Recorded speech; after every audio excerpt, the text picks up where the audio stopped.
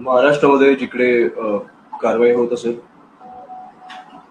तिकडे आम्ही सगळीकडे आम्ही त्या स्टुडंटच्या पाठीशी आहोत.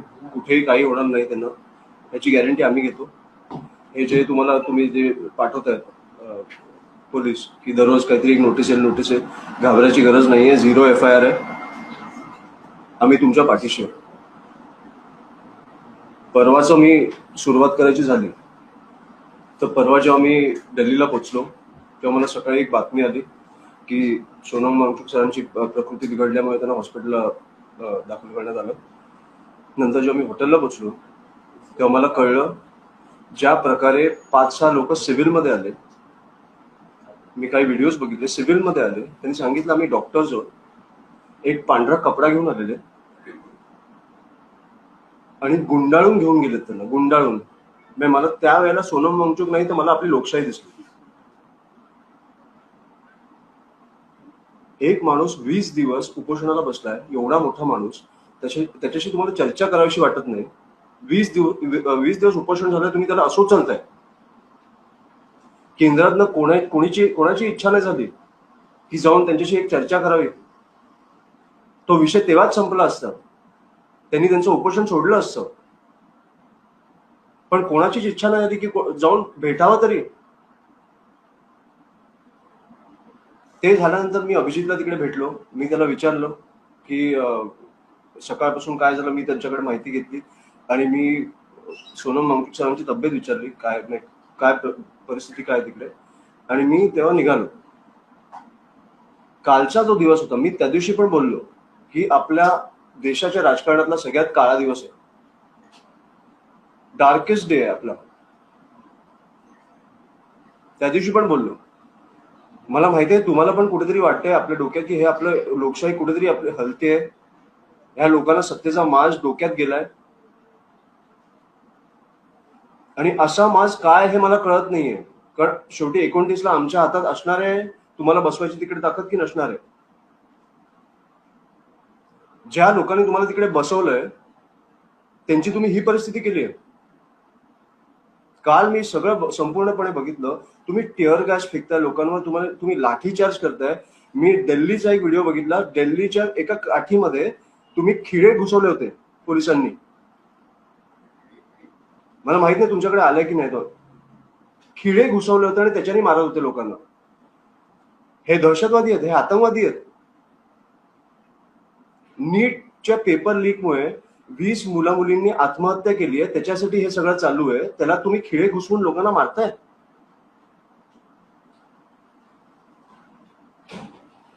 ही कुठची परिस्थिती आणून ठेवली आहे तुम्ही.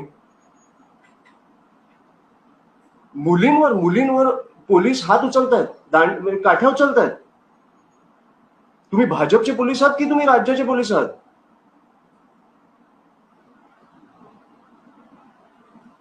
ज्या तुम्ही निवडणुकीला ज्या वेळेला तुम्हाला लाडकी बहीण सुचते ती गेली लाडकी बहीण, फक्त तुम्हाला प्रश्न विचारला म्हणून.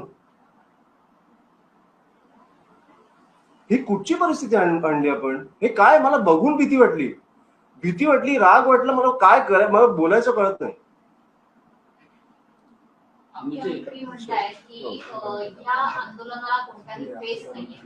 कोण बोललं.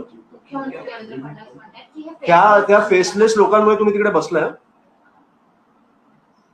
त्या खुर्चीवर तुम्ही ह्या फेसलेस लोकांमुळे बसलाय, हे विसरू नका तुम्ही. जसे तुम्हाला बसवू शकतात तसे उचलू पण शकतात. कुठे गेले आता भाजपचे प्रवक्ते, कुठे गेले सगळे सकाळी बोलणारे. ह्या विषयावर बोलावंसं नाही वाटत त्यांना. नीच राक्षसी प्रकारचं राजकारण चालू आहे, खूप भीषण चालू आहे. हे तुम्हाला माहितीये.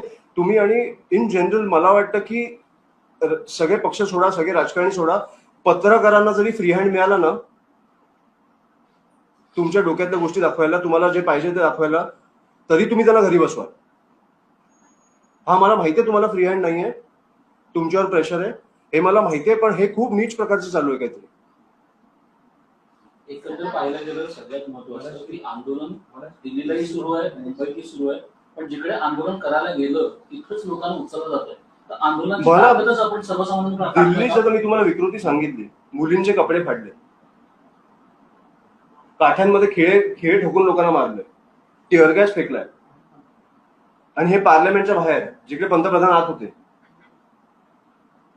मुंबईचं मला फक्त एवढंच बोलायचं, महाराष्ट्राचं एवढंच बोलायचं की पोलिसांनी कुठेतरी सहानुभूती दाखवावी. तुमच्यावर प्रेशर आहे मला माहिती आहे, पण तुम्ही जेव्हा आंदोलनास्थळी जाता तुम्हाला कळलं पाहिजे की तो आतंकवादी नाहीये, हा एका विषयासाठी भांडतोय. त्याला त्याच्याशी कसं वागलं पाहिजे, की कसं म्हणजे काय काय केलं पाहिजे. तुम्ही स्टुडंट्सना घाबरवताय. मी सरप्राईज आहे, ज्या सरकारला लोकांनी एवढ्या प्रेमाने बसवलं, एवढं बहुमत दिलं, ते सरकार आज लोकांशी असं वागतंय. नीट हे आता मी तुम्हाला सांगतो, हे अख्ख्या देशभर पेटणार, हे शांत बसणार नाहीत लोक.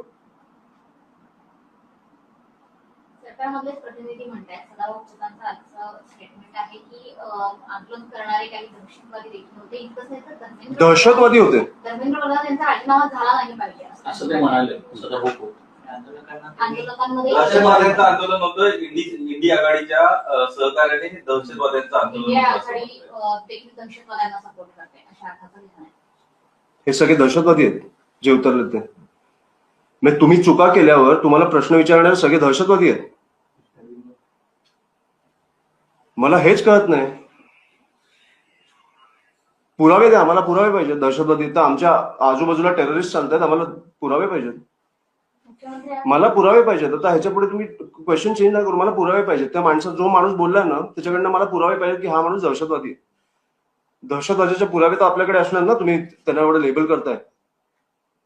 मला पुरावे पाहिजे. जो माणूस आपल्या बाजूला फिरतोय तो दहशतवादी असेल तर आपल्याला भीती वाटली पाहिजे. काय नीच प्रकारे तुम्ही काय लोकांना लेबल करताय दहशतवादी म्हणून, जे लोक तुम्हाला प्रश्न विचारतात. मुख्यमंत्री असं म्हणतात की काही जणांचा हेतू चांगला असू शकतो आंदोलन करण्यामागचा, मात्र या मागे अराजकता पसरवण्याचा प्रयत्न या आंदोलनामधून केला जातो.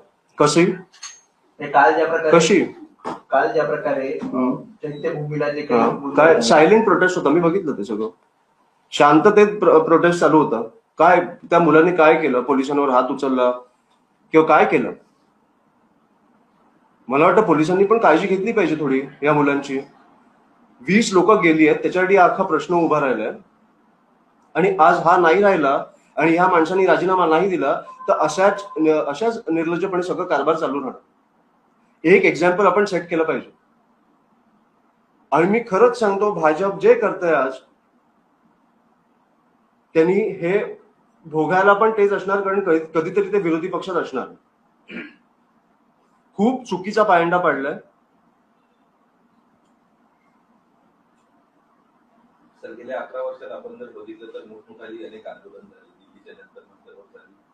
दिल्लीच्या वेशीवरती शेतकऱ्यांना रोखलं गेलं, त्यांच्यावर देखील जी काही परिस्थिती होती आम्ही ती बघितली. कारण तीच परिस्थिती त्यावेळी देखील शेतकऱ्यांच्या बाबतीत होती. नेमकं हे सगळं होत असताना यांना निवडून तरी देतं कोण, आणि येत्या काळात मतदारांना काय आवाहन कराल? नाही, येत्या काळात आता मला 3 वर्षात काय परिस्थिती असेल मला माहित नाही. हे काहीतरी क्रिएट करतील. पण माझं फक्त एवढंच म्हणणं आहे की भरकटू नका.